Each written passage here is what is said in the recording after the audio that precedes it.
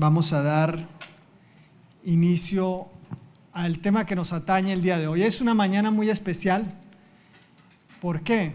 ¿Quién sabe que este es nuestro último servicio en este lugar en particular? Pronto vamos a ir a un nuevo lugar y como es un servicio especial vamos a tratarlo como tal. Y para introducirme el día de hoy vamos a hablar, número uno, de una persona en particular, de un hombre llamado Gad. Gad era un hijo de Jacob. De hecho, era hijo de la sierva de su primera esposa, Lea. Y este hombre del cual salió una tribu, la tribu de Gad, como tiene su nombre, vamos a hablar de algo que ocurrió con esta tribu en un momento en particular.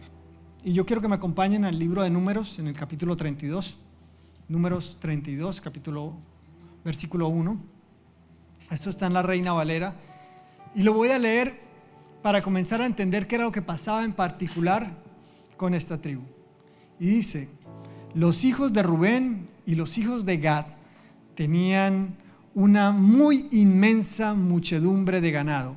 Dilo conmigo, mira lo que está diciendo. Número uno, dice, y suena hasta redundante, o sea, gramaticalmente no digas, wow, qué bien dicho está esto. Dice una muy inmensa muchedumbre, o sea, ya lleva tres palabras refiriéndose a lo mismo. Una muy inmensa muchedumbre de ganado. Y vieron la tierra de Jazer y de Galad, y les pareció el país lugar de ganado. Detengámonos ahí un instante. Resulta que el pueblo había estado en el desierto. Dios hizo cosas maravillosas, liberó al pueblo de Israel, los sacó de Egipto, vinieron las plagas, hizo el portento, separó las aguas, liberó al pueblo. Pero resulta que cuando llegó el momento de entrar a la tierra prometida, el Señor mandó, o Moisés en este caso, mandó unos espías a ver cómo era la tierra. Y llegaron los espías y dijeron: ¿sabes qué? Esta tierra es una tierra de gigantes. Si vamos a ir ahí, vamos a perecer. Nosotros, a nuestro parecer, éramos como langostas delante de ellos. Así que ellos llegaron y hablaron al pueblo. Digan conmigo, hablaron. Y cuando le contaron al pueblo, el pueblo tuvo temor y decidieron no ir. Y resultado de ese reporte que dieron algunos de estos espías, no todos, 2 de ellos dieron el reporte correcto, el pueblo se quedó 40 años en el desierto. Ahora bien, después de 40 años en el desierto, aterrizamos aquí, ¡pum! En este momento aterrizamos en Números 32. Ahora aún está Moisés, aún no ha partido, aún no le ha entregado la dirección del pueblo a Josué, aún está Moisés. Y están justo a punto de cruzar el Jordán. Están muy cerca del momento en que va a llegar la conquista de la tierra prometida. Yo quiero que entiendan esto. Pasaron 40 años. 40 años en los cuales la gente que era mayor de 20 años, en el momento en que dijeron que no iban a entrar, en el momento en que tuvieron temor, ya no estaban. 40 años en el desierto para poder entrar a eso que Dios tiene reservado para ti, para el propósito de Dios, después de 40 años. ¿Y sabes qué ocurre en ese momento? Justo antes, porque es que la tierra prometida está en el Jordán. Está pasando el Jordán. ¿Sabes dónde está? Dilo conmigo, al otro lado. Está al otro lado. Pero justo antes de llegar al Jordán, para pasar al otro lado, resulta que estas tribus que pasaron esos 40 años en el desierto, esperando llegar el momento para recibir la promesa de Dios, es decir, lo que Dios tenía reservado para ellos, justamente entrando por ahí, miraron para los lados y dijeron, bueno, y mira la bendición que tenía este pueblo, porque tenían una muy inmensa muchedumbre de ganado. O sea, no venían, pobrecitos, no tenemos nada, estamos fregados. No, tenían ganado cantidad. Y cuando iban pasando justo antes de entrar al propósito de Dios, ellos miran para los lados y dicen, bueno, ¿sabes qué? A mí me gusta me gusta este lugar, me parece que está bonito, me parece que este lugar debería ser el lugar perfecto para nosotros. Estaban equivocados si lo vieses, si tú tuvieras mucho ganado y tuvieras experiencia en eso, ¿estarían equivocados? Seguramente no. ¿Sabes por qué? Porque si tú tienes una empresa y sabes de empresa, tú sabes cómo se manejan las cosas. Y si ellos tenían ganado, cuando vieron el territorio, dijeron, este lugar es ideal. Como tú dirías, bueno, yo quiero montar acá una empresa. Está sobre una vía principal, hay este local y este local, hay determinado flujo de gente, a tal hora hay tanta gente, este es el sitio, ¿verdad? Eso fue lo que ellos vieron. Entraron ahí y dijeron, este lugar está perfecto, ni mandado a hacer, con el ganado que tenemos ubicados acá, la hicimos, estamos listos. Así que a ellos les pareció un lugar de ganado. Y vinieron pues los hijos de Gad y los hijos de Rubén y hablaron a Moisés y al sacerdote Eleazar y a los príncipes de la congregación, diciendo: Atarot, Dibón, Haser, Ninra, Hezbón, Elale, Sebán, Nebo y Beón, la tierra que Jehová hirió delante de la congregación de Israel, es tierra de ganado, y tus siervos tienen ganado. Por tanto, dijeron: si hallamos gracia en tus ojos, dese esta tierra a tus siervos en heredad, y no nos hagas pasar el Jordán. Dilo conmigo, repítelo conmigo. Y no nos hagas pasar el Jordán. Y esta es la primera cosa. Están justo a punto de entrar al propósito de Dios. Y ellos clamaron por algo. Y lo que clamaron es: ¿sabes qué, Moisés? Yo necesito que me ayudes. No nos hagas cruzar el Jordán. Ahora tú dirás, bueno, tal vez el problema es que esta gente era cobarde. La gente de Gad de pronto eran unos cobardes que les, como dirían en Colombia, mire, les daba miedo, ¿verdad? Estaban acobardados porque si pasaban el Jordán para conquistar la tierra prometida, entonces iban a haber batallas y ellos tenían miedo. ¿Y saben qué? No. La gente de Gad no era cobarde, para nada. Para nada. Eran extremadamente valientes y eran extremadamente buenos peleando, y lo vamos a ver más adelante. Así que no era una situación de que tenían miedo de pasar o no. Entonces, ¿cuál era el problema? Respondió Moisés a los hijos de Gad y a los hijos de Rubén: ¿irán vuestros hermanos a la guerra y vosotros os quedaréis aquí? ¿Y por qué desanimáis a los hijos de Israel para que no pasen a la tierra que Jehová les ha dado? Bueno, ellos tomaron una decisión basado en su humanidad. Y este es el primer punto que quiero decirte hoy. Tal vez tú y yo hemos frenado el propósito de Dios muchas veces porque nosotros fuimos los que escogimos. Porque la decisión fue nuestra. Porque el lugar donde íbamos a vivir, ¿quién lo eligió? Yo lo elijo, yo lo escogí. ¿Por qué? Porque fue una mala decisión. No, yo me aconsejé, yo vi, yo pregunté, yo hablé. Yo fui, miré todo el lugar, miré todo el entorno y tomé una decisión que me pareció prudente. ¿Y por qué el plan no sale como esperaba que saliera? Muchas veces es porque nosotros decidimos lo que nosotros queremos, nuestra voluntad, por encima de la voluntad de Dios. Dios, durante mucho tiempo, ellos sabían que esa tierra era de ellos, que esa tierra prometida era de ellos. Esperaron por tenerla y justo antes de entrar decidieron que era mejor su voluntad que la voluntad de Dios. Y sabes, esto no es algo menor. De hecho, cuando haces la oración del Padre Nuestro, te das cuenta que el hágase tu voluntad viene antes del danos nuestro pan de cada día, ¿verdad? O sea que nos conviene más que sea hecha su voluntad buena, agradable y perfecta.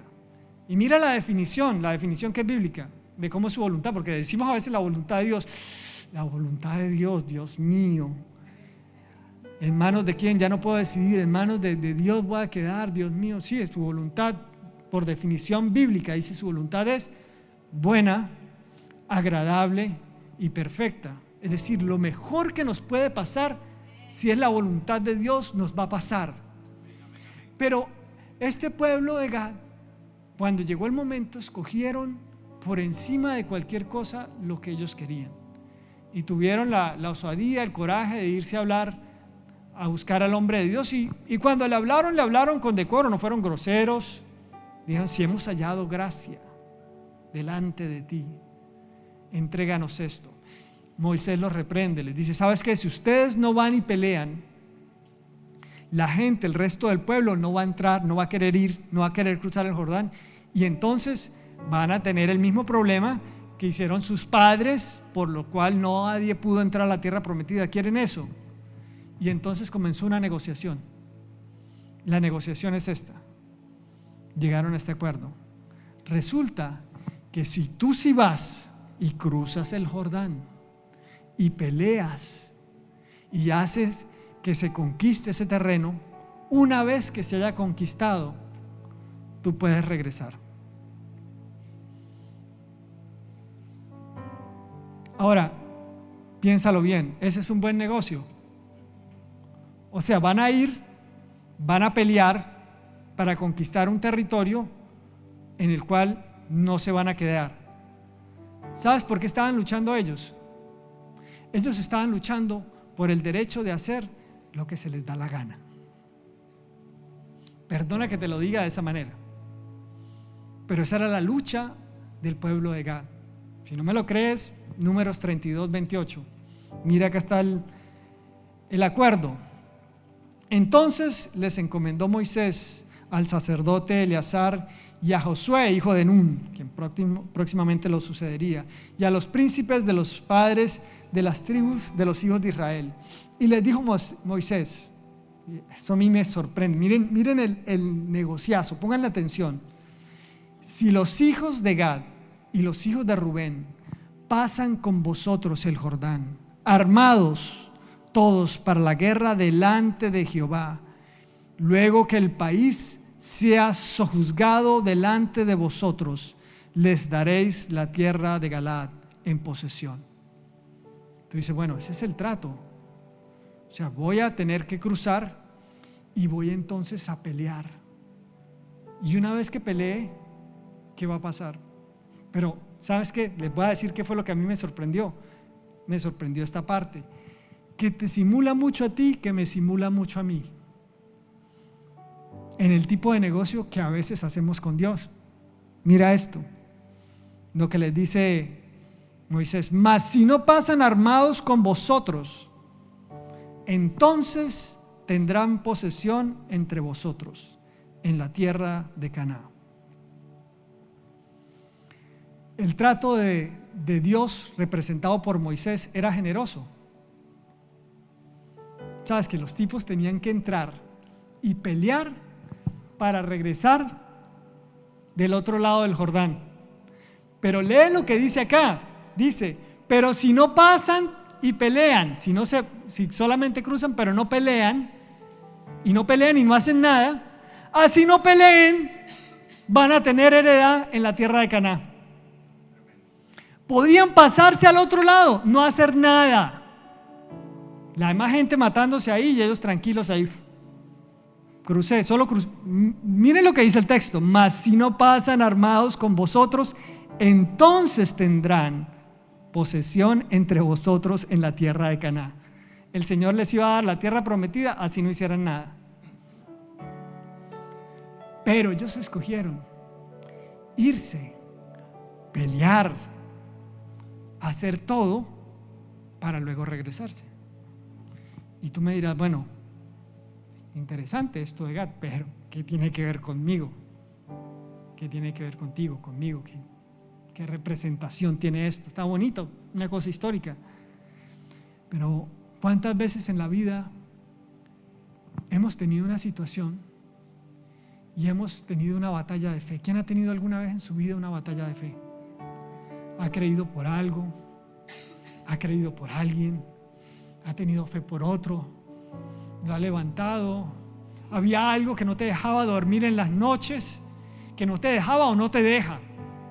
Algo en algún momento que hizo que por la situación tuvieses que moverte a buscar a Dios.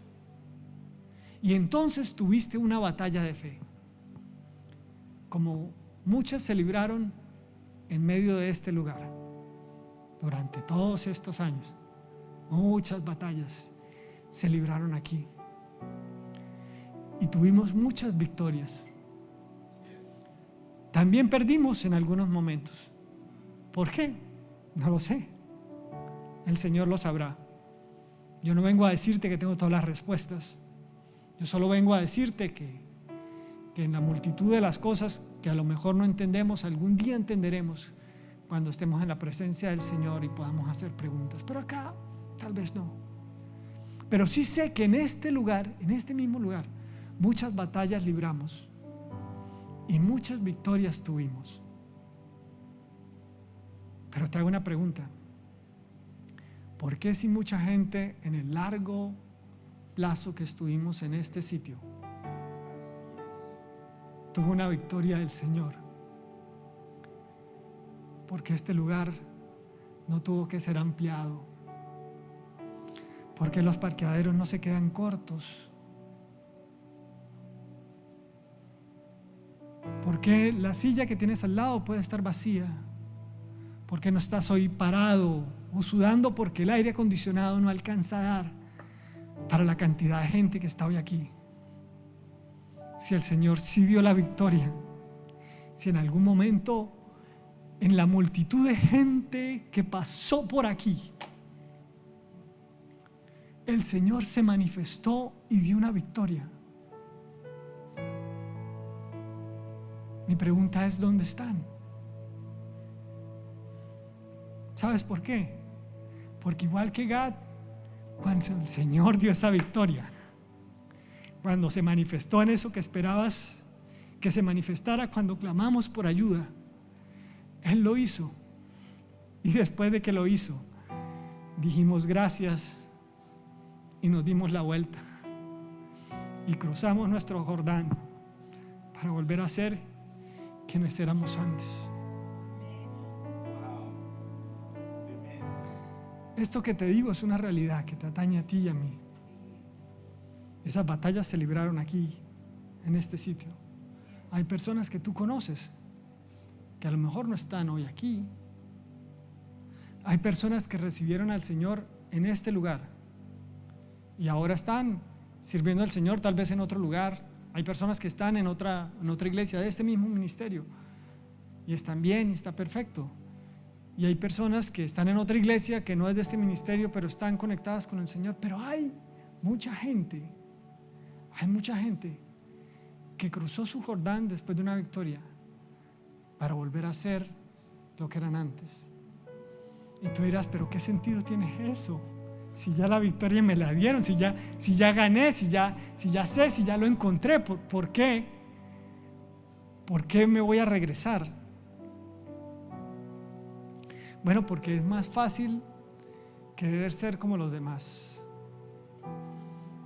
El ser humano instintivamente quiere popularidad, quiere no ser un cero a la izquierda, quiere ser alguien importante, quiere ser reconocido, mínimo quiere ser como los demás. Por eso, tratando de ser como el mundo afuera es, muchas veces nos es más fácil retroceder. Aunque hayamos visto un milagro, porque miren, les aseguro que esto no es asunto de no haber visto la manifestación de Dios. Miren, acá hemos orado por gente que tenía cáncer y el Señor los sanó. Hemos visto gente que tenía un problema económico y el Señor los ayudó. Y miren, yo no quiero decirte que porque estés acá, todo problema que tengas se va a resolver, porque igual te digo, en este mismo lugar también oramos y cosas que esperamos que pasaran no pasaron. Porque finalmente no se trata solo de eso, como les decía, van a haber respuestas que solamente vamos a tener cuando estemos delante del Señor. Pero cuando gente luchó y obtuvo su milagro y obtuvo su respuesta en el área que la necesitaba, decidió irse porque quería ser como los demás. Ahora, quiero adentrarme a lo que ocurrió después. Bueno, este pueblo obtuvo lo que quería. El Señor fue respetuoso. Tenían un trato y Él lo respetó. Bueno, si es lo que quieres hacer. O a quien en algún momento, un domingo en la mañana, estaba acostado y de repente sintió una luz que lo dejó ciego, y de repente miró hacia el techo y habían como unas nubes alrededor y se abrió un hueco del cual bajó un ángel y te corrió la cobija y te dijo: hijo, ven a la iglesia. ¿A quién le pasó eso? A nadie. ¿Sabes por qué? Porque el Señor es un caballero, no va a obligar a nadie. Él respeta el trato, Él respeta tu decisión, así sea una mala decisión. Él la respeta. Y resulta que esta tribu de Gad se fue a vivir a ese lugar, a esas tierras, y resulta que en ese lugar habían otros pueblos con los cuales se mezclaron. Se mezclaron de manera que su cultura llegó a ser prácticamente la misma. Era pueblo de Dios, pero estaba en un lugar que era más griego. Se fueron a una ciudad que, como su nombre lo indica, Gad, luego se llamó Gadara.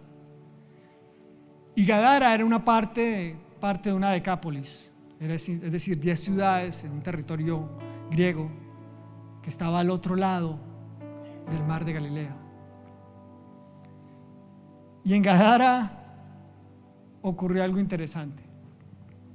Vamos a Lucas, al capítulo 8, en el versículo 22.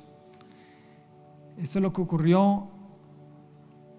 Y mira, a mí me sorprende, porque tú dirás: bueno, ¿qué tiene que ver si pasaron tantos años? ¿Por qué nos vamos desde el Antiguo Testamento, antes de que entraran a la tierra prometida, a los tiempos de Jesús, a los evangelios?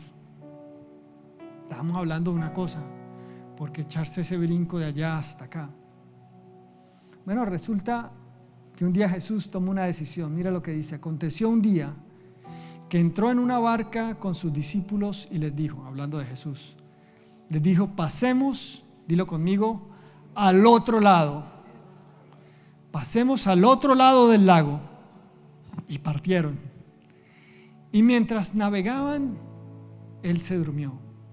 Y esta es la primera cosa que quiero que tengas en cuenta. Este no es el tema, esto que vamos a hablar en este momento, esta parte en particular no es nuestro tema que nos atañe hoy. Pero Él se durmió mientras que iba en la barca. Mira qué preocupado estaba Jesús. Así como se preocupa Dios con nuestros problemas. Como se angustia: Señor, no tengo para pagar el IRS. Y el Señor: Dios mío, ¿cómo va a pagar el IRS? Señor, estoy enfermo, no sé. Ay, Gabriel, ¿qué hacemos? El Señor no tiene ningún problema con eso, está durmiendo. Dice: Él se durmió. Y se desencadenó una tempestad de viento en el lago.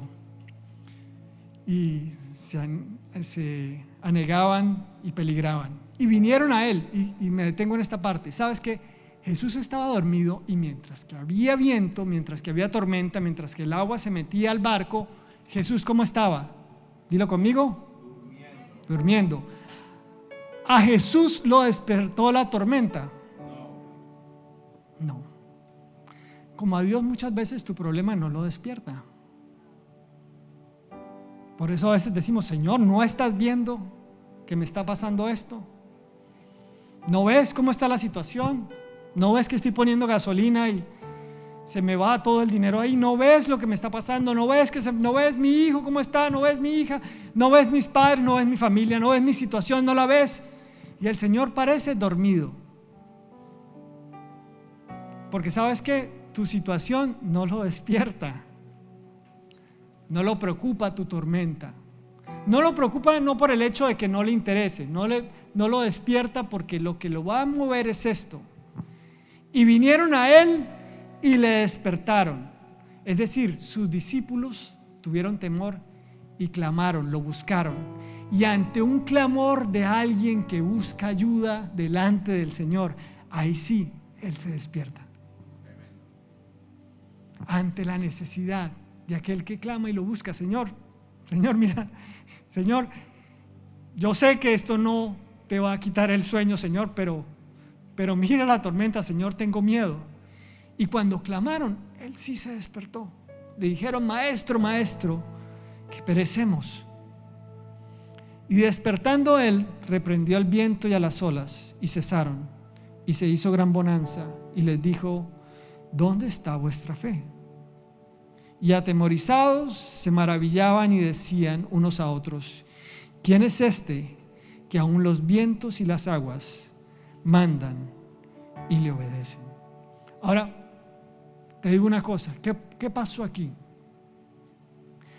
Todo esto ocurrió por una simple situación. Jesús, número uno, dio una orden. La orden que dio Jesús fue, vámonos, pasemos al otro lado.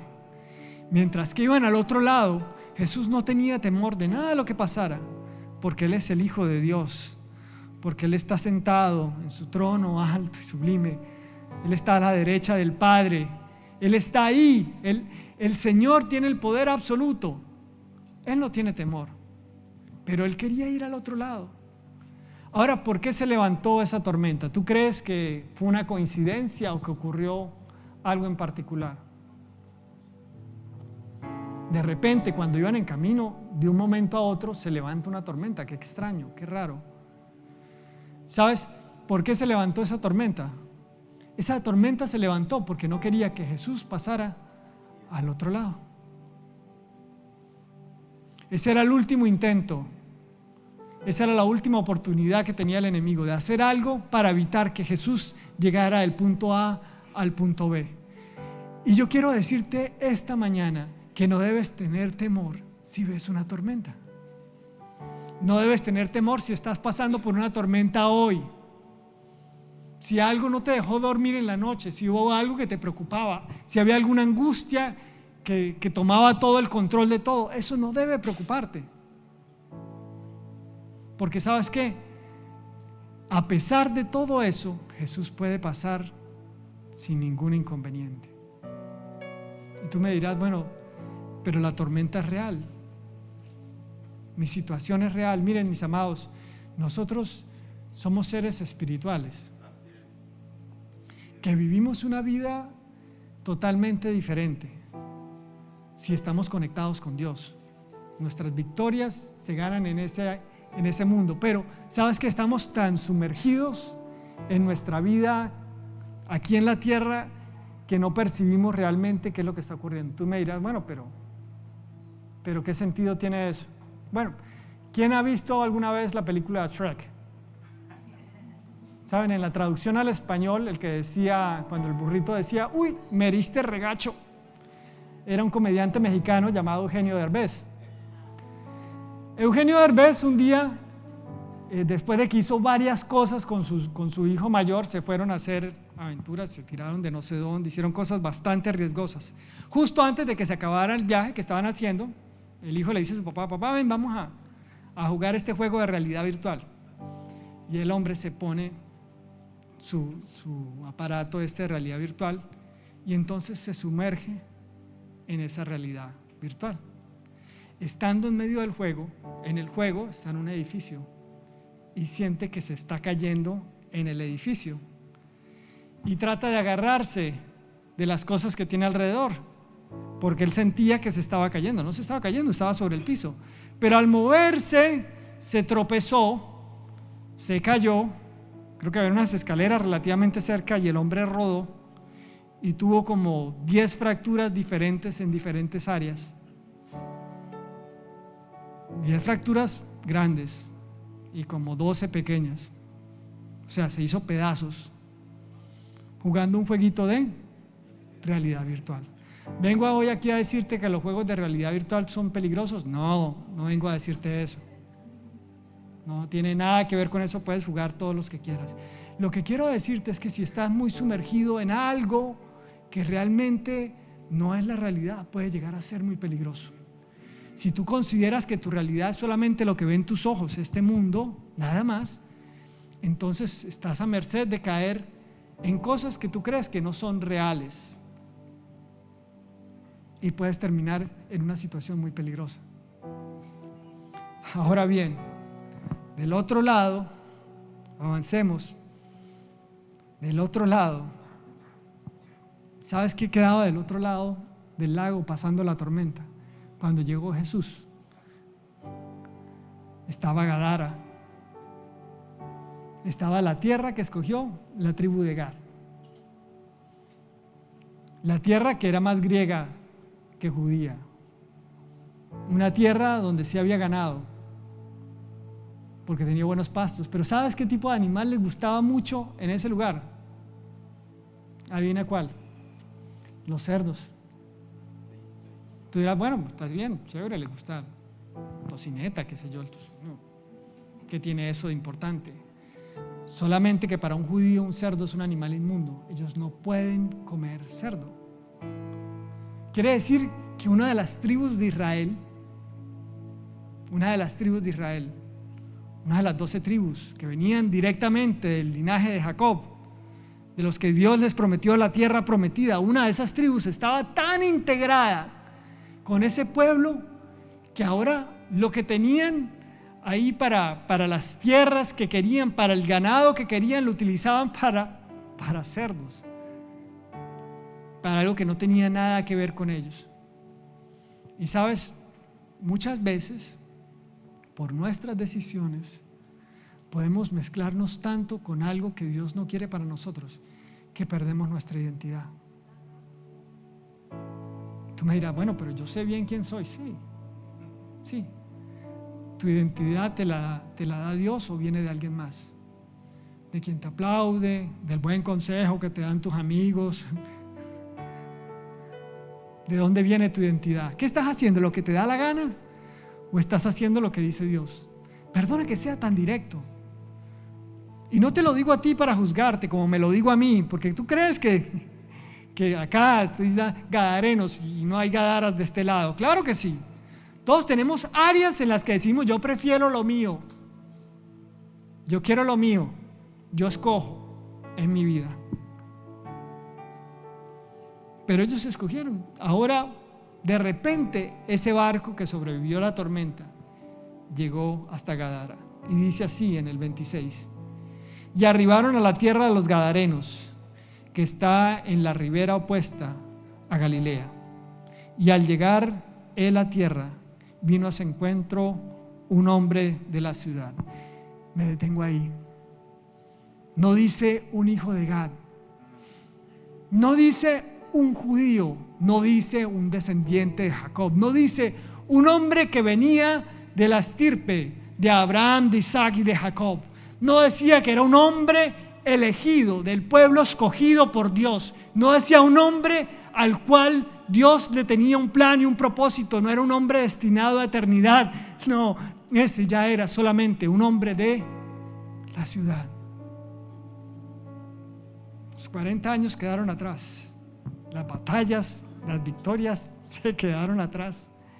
Y ahora solamente era un hombre de la ciudad. Y a veces tomamos decisiones por hacer cosas que los demás hacen, que afectan nuestra identidad, por pequeñas cosas. Mira, tal vez hay gente que hoy no está aquí porque alguien en algún momento dijo algo que le ofendió, que puede pasar, y por eso se fue.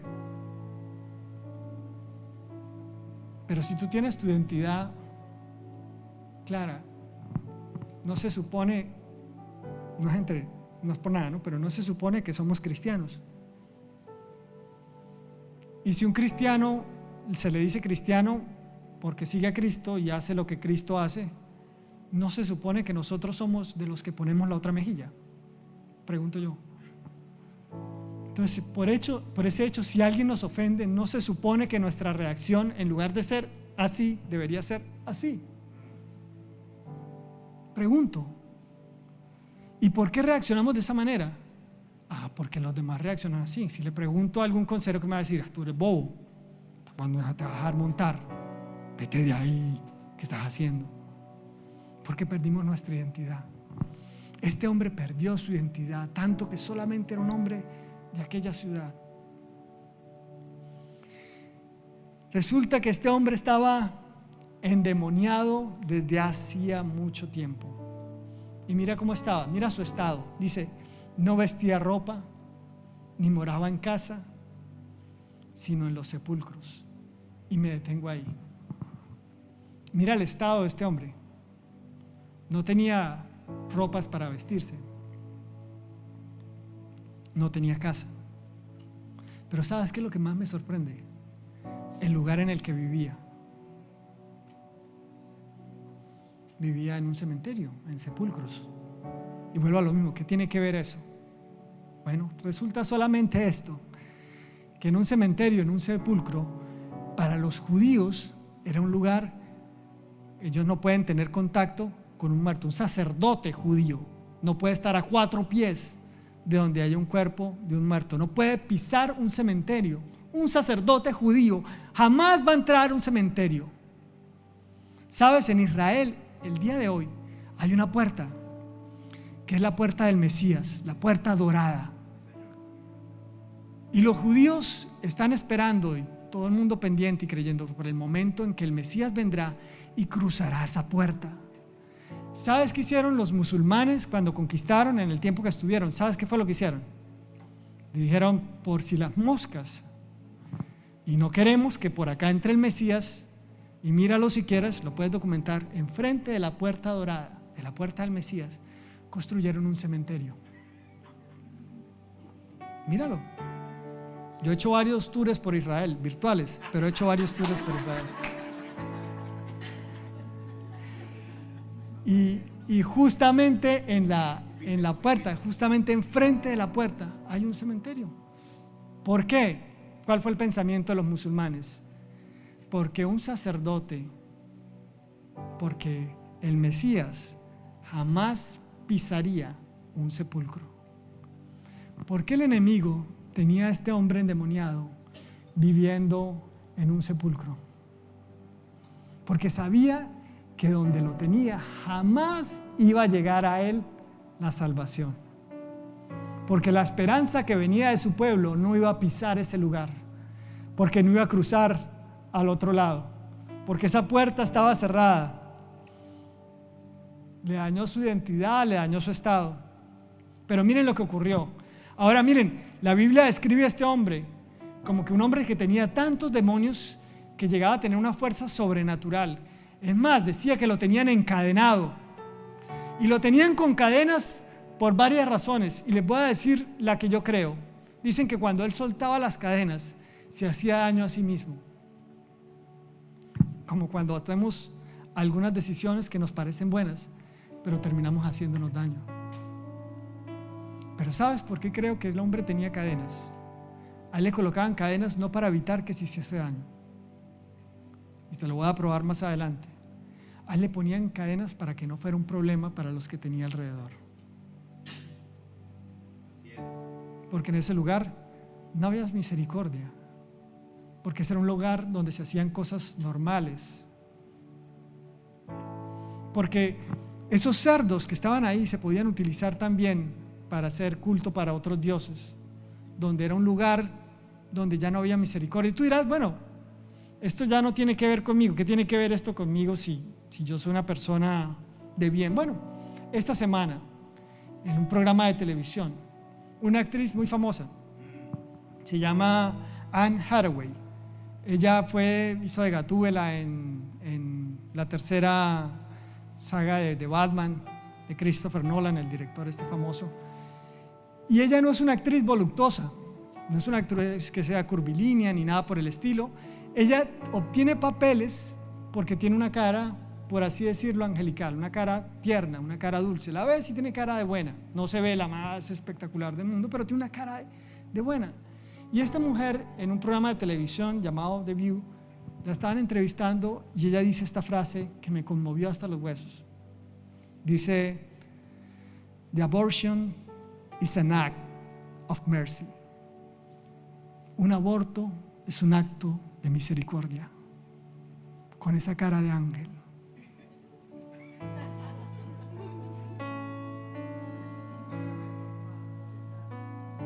Y tú dices, Gadara está en otro lado, Gadara no tiene que ver conmigo. transmiten por televisión. Gadara está cuando pones las noticias, cuando ves YouTube, cuando abres las redes sociales. Porque asesinar a un bebé es un acto de misericordia. ¿Sabes qué hacían con los ídolos cuando los pueblos se rebelaban y querían hacer un sacrificio? ¿Sabes qué sacrificaban? Bebés. Habían lugares en el mismo Israel que cuando el pueblo se ponía rebelde y servían a otros dioses, tenían espacios donde el eco era tan fuerte, donde sacrificaban a los bebés para que los sonidos se oyeran mucho más lejos, porque tenían un eco retumbante. Pero hoy en día, en esta Gadara, tener un aborto es un acto de misericordia.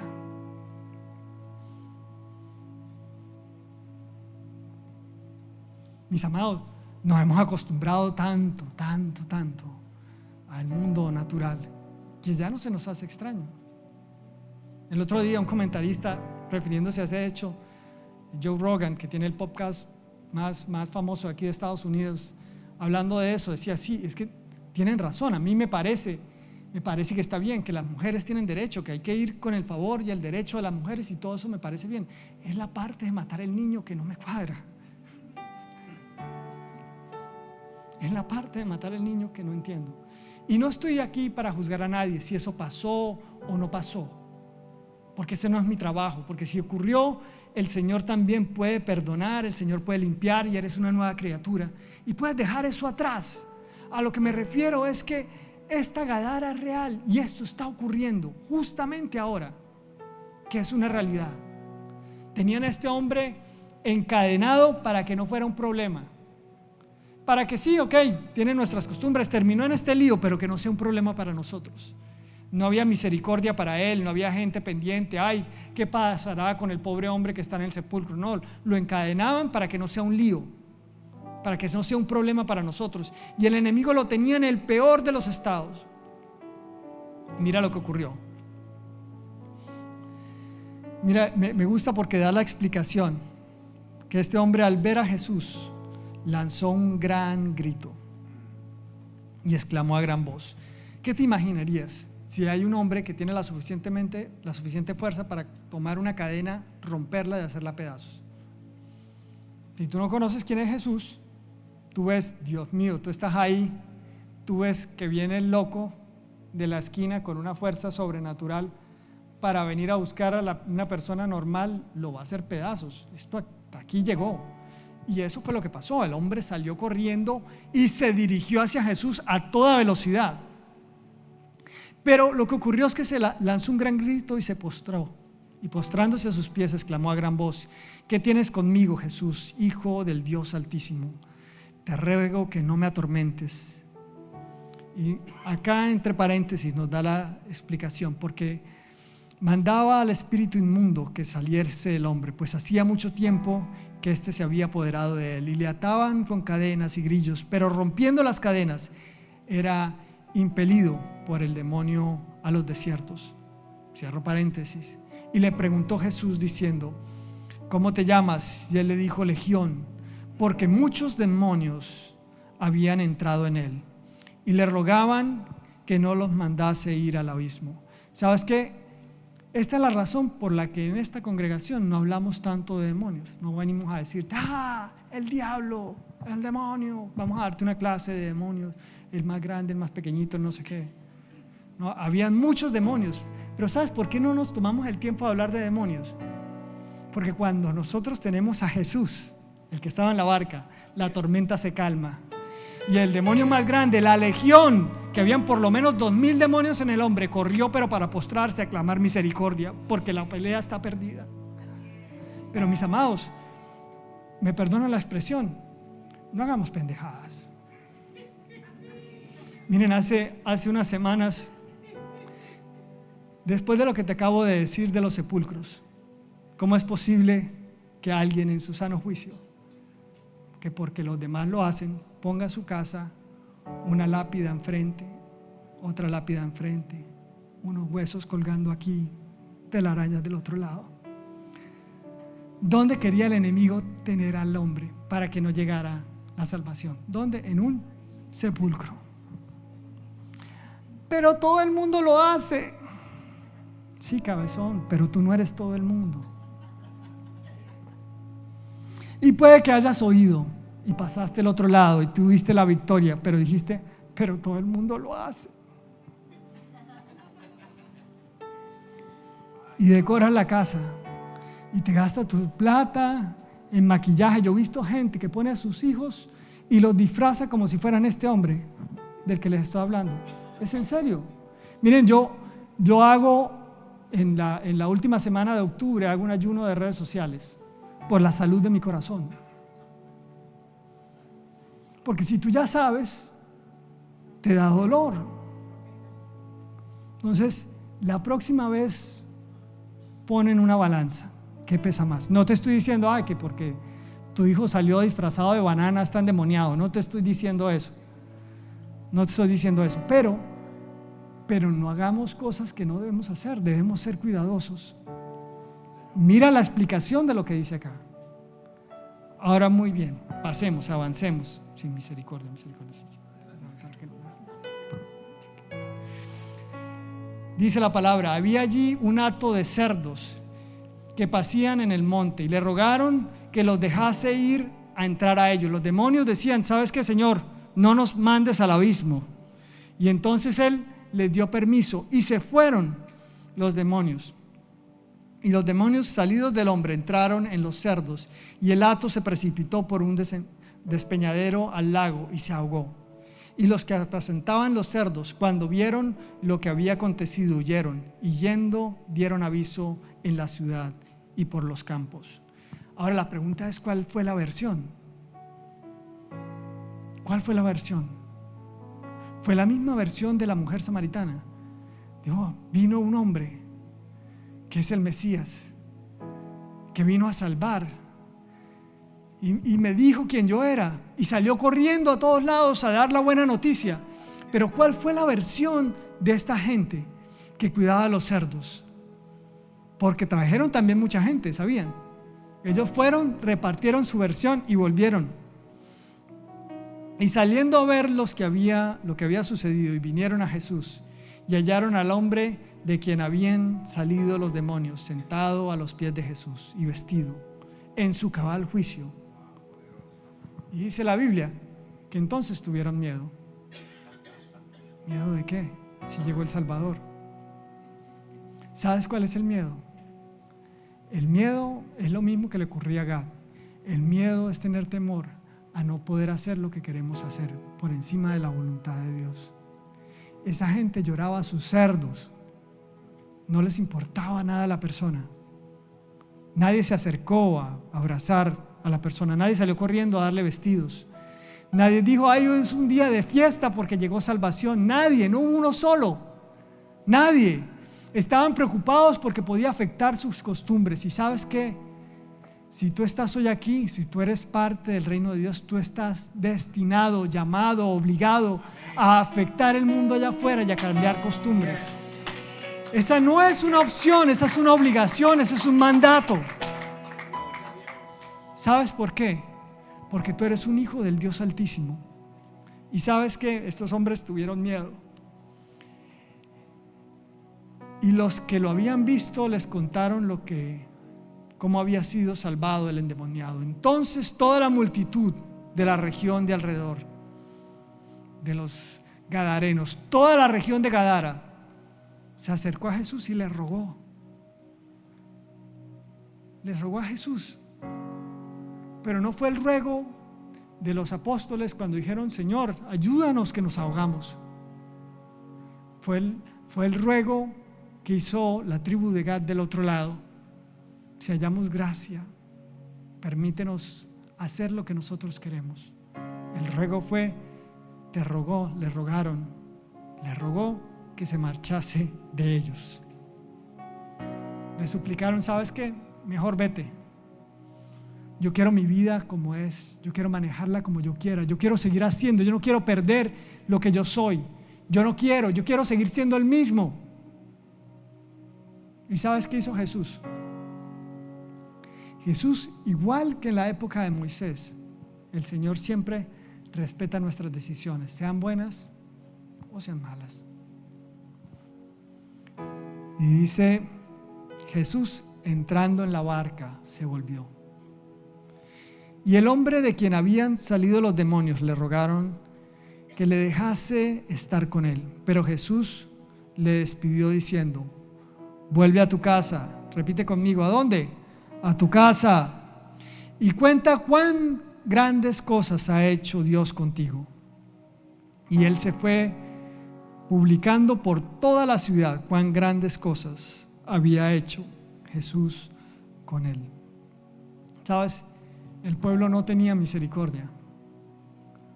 Nunca se trató de que el pueblo tuviese misericordia. No tenían por qué tenerla.